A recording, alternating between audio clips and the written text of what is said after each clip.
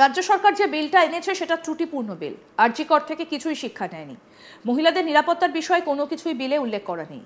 আমরা মনে করছি এই আইন পাশ করার পর হাসপাতালগুলো থেকে আরো বেশি টাকা তুলবে তৃণমূল, আর হাসপাতালের স্টাফ হিসেবে নিজেদের লোকে ঢোকাবে। ক্লিনিক্যাল এস্টাবলিশমেন্ট সংশোধনী বিল নিয়ে বিস্ফোরক মন্তব্য শুভেন্দু অধিকারী। তিনি বলছেন যে এই বিল এনে তৃণমূল হাসপাতালগুলো থেকে আরো বেশি টাকা তুলবে আর নিজেদের লোক ঢোকাবে। বিধানসভায় পাশ হলো ক্লিনিক্যাল এস্টাবলিশমেন্ট সংশোধনী বিল। রাজ্যের বেসরকারি হাসপাতালগুলোতে আকাশছোঁয়া বিলে লাগাম টানাই এর মূল উদ্দেশ্য। সোমবার বিধানসভায় বিল পেশ করেন স্বাস্থ্য দফতরের প্রতিমন্ত্রী চন্দ্রিমা ভট্টাচার্য। মঙ্গলবার দুদিনের আলোচনার পর ভোটাভুটিতে বিল পাশ হয়। মঙ্গলবার বিল নিয়ে আলোচনায় বিজেপি বিধায়কেরা যোগ দেন। অধিবেশনে বক্তব্য রাখতে গিয়ে বিরোধী দলনেতা শুভেন্দু অধিকারী জানান, যে বিলটা আনা হয়েছে সেটা ত্রুটিপূর্ণ বিল। আরজি কর থেকে কিছুই শিক্ষা নেয়নি। মহিলাদের নিরাপত্তার বিষয়ে কোনো কিছুই বিলে উল্লেখ করা নেই। আমরা মনে করছি এই আইন পাশ করার পর হাসপাতালগুলো থেকে আরো বেশি টাকা তুলবে তৃণমূল, আর হাসপাতালের স্টাফ হিসেবে নিজেদের লোক ঢোকাবে। কি বলছেন বিরোধী দলনেতা শুভেন্দু অধিকারী, শুনব। যে বিলটা এনেছে সেই বিলটা ত্রুটিপূর্ণ বিল। এই যে ক্লিনিক্যাল এস্টাবলিশমেন্ট, তাকে নিয়ন্ত্রণ করা, তাকে একটা সিস্টেমে নিয়ে আসা ইত্যাদি করার জন্য যে আমি বক্তব্যে পরিষ্কারভাবে বলেছি যে আপনারা আরজি কর থেকে শিক্ষা নেননি।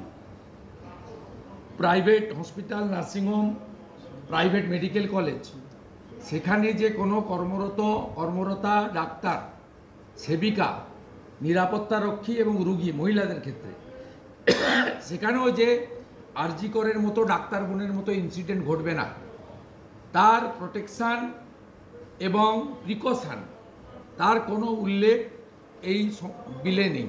এটাতে আমরা মনে করছি ব্ল্যাকমেলিং করে নার্সিংহোম, প্রাইভেট হসপিটাল থেকে তৃণমূল কংগ্রেস টাকা তুলবে, আর ওখানকার সিকিউরিটি গার্ড থেকে শুরু করে হেলথ ওয়ার্কারে তারা লোক ঢোকাবে, এইটাকে খুঁড়োর কল হিসেবে দেখিয়ে। আর লাভ হবে যদি মাসে 10 লক্ষ পেশেন্ট বাংলার বাইরে যায়, এই বিলটা রাজ্যপালের সই হয়ে যাওয়ার পরে কার্যকর হয়ে গেলে 20 লক্ষ পেশেন্ট বাইরে যাবে। এবং মারাত্মক যেটা করেছে সেটা হচ্ছে আমাদের যে প্রাইভেসি সিক্রেসি আছে রোগ সংক্রান্ত, সেই প্রাইভেসি সিক্রেসি ওপেন করে দিতে বলেছে। অথচ স্বাস্থ্যসাথীর কার্ডে কারা বেনিফিট পাচ্ছে, কত টাকা পাচ্ছে, কি পাচ্ছে, স্বাস্থ্য দপ্তরের ওয়েবসাইটে গেলে পাবেন না।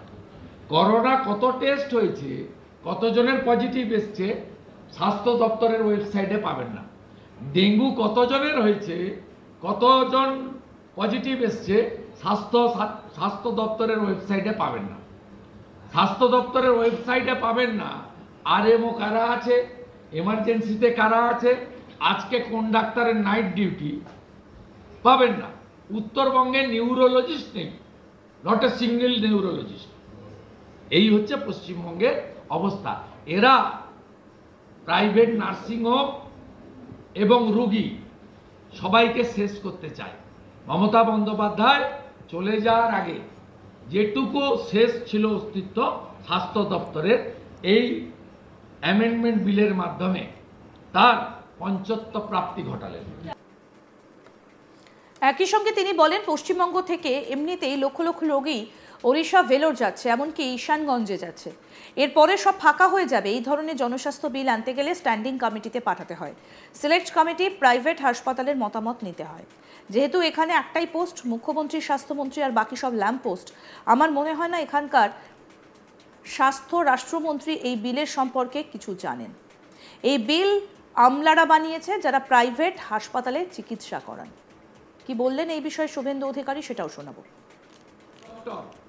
Lady nurse, lady health worker, lady patient, যদি কোনো রুগীর তার অবনতি ঘটে স্বাস্থ্যের, তাকে যদি আরও নানা ধরনের চিকিৎসা ব্যবস্থার মধ্যে নিয়ে যেতে হয়, যেটা elaborately doctor Ajay Poddar BJP MLA এবং প্রফেশনাল ডাক্তার বলেছেন, তার উল্লেখ নেই। তৃতীয়ত যে পয়েন্টটা আমি বলেছি, সেক্ষেত্রে একদিনের বাজেট দিতে হবে। আপনার ডায়াগনোসিসের আগে আপনি কি করে একদিনের বাজেটের ক্ষেত্রে আপনাকে মিনিমাম 72 ঘন্টা পরে বাজেট দেওয়া উচিত, রেগুলার বাজেট দেওয়া উচিত, কিন্তু ইনিশিয়ালি 72 আওয়ার্স রাখা উচিত। এক্ষেত্রেও ত্রুটিপূর্ণ। চতুর্থত যেটা মারাত্মক, মুর্শিদাবাদ জেলার লালগোলা ব্লক ভগবানগোলা ব্লক হতে পারে, কোচবিহারের শীতলকুচি সিতাই ব্লক হতে পারে, পুরুলিয়া জেলার মানবাজার বান্দোয়ান ব্লক হতে পারে। যে ছোট নার্সিংহোম আছে, সেই ছোট নার্সিংহোমে ই প্রেসক্রিপশন, ই বাজেট আর ই রুগীর ডেসক্রিপশন, তাদের অ্যারেঞ্জমেন্ট কোথায়? আপনি কলকাতা অ্যাপেলো, মেডিকা, উডল্যান্ডের জন্য, বেলভিউর জন্য যা করছেন, আপনি নেওটিয়া শিলিগুড়ির জন্য যা করছেন, সেটা ব্লকের যে ছোট নার্সিংহোম আছে সেক্ষেত্রে তাদের সিস্টেম, ইলেকট্রনিক্স ই সিস্টেম ডেভেলপ কে করবে? তার কোনো ব্যবস্থা নেই। এতে কি হবে আপনাকে আমি বলে দিচ্ছি।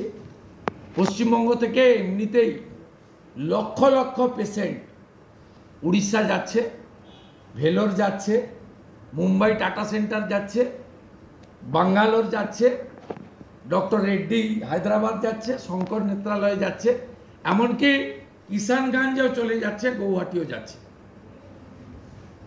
এরপরে সব ফাঁকা হয়ে যাবে, এটাই হলো লাভ।